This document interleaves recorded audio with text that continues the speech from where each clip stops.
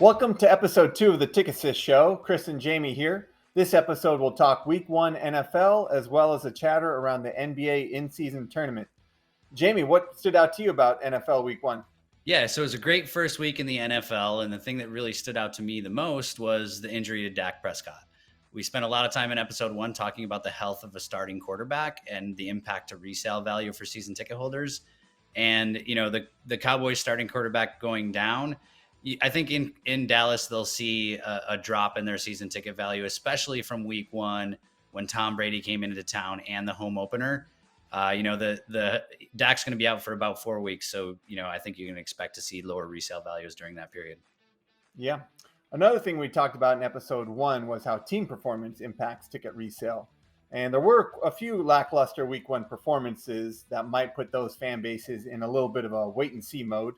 The Cowboys stand out, as you mentioned, Jamie, with Dak going down, and just wasn't a very fun game to watch against the Bucs before he went down. The Packers, Rams, 49ers all kind of took very, demoralizing losses.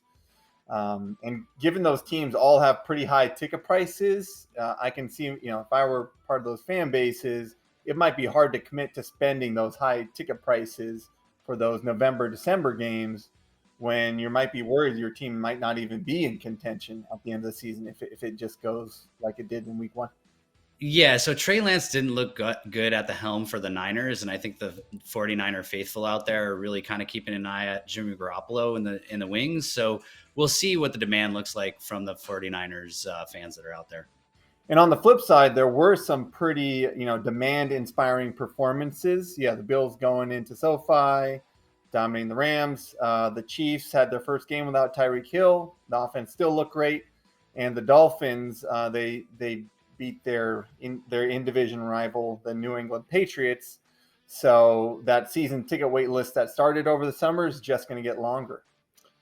And there were some teams that had low expectations going into the season, such as the Steelers, Seahawks, and Giants, that all had exciting week 1 victories, giving those team bases a glimmer of hope for the rest of the season. So looking forward to some more exciting games in week 2 of the NFL. Yeah, for sure. And we're looking forward to the start of the NBA season as well. There's been a lot of chatter about an in-season tournament that's going to be happening. It's something we're definitely keeping an eye on. I think the pro to me is that there's a potential for a premium game against a premium opponent, and an extra game in the regular season, which really stands out to me. Also, another pro of the in-season tournament would be those early season games in the NBA that don't have as much meaning. There's going to be a little bit more importance to those games, given that winning those games will count towards your ranking in the in-season tournament. Yeah, on the flip side, there's some potential cons to the in-season tournament.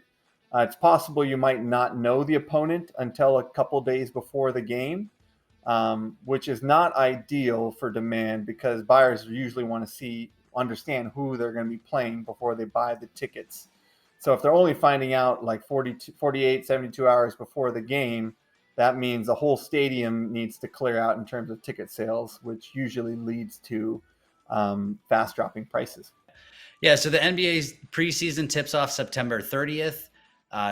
Looking forward to that. Check out our website, TiqAssist.com. There's lots more information and advice there in our blogs section. Follow us on social. For Chris and I, that's a wrap for episode 2.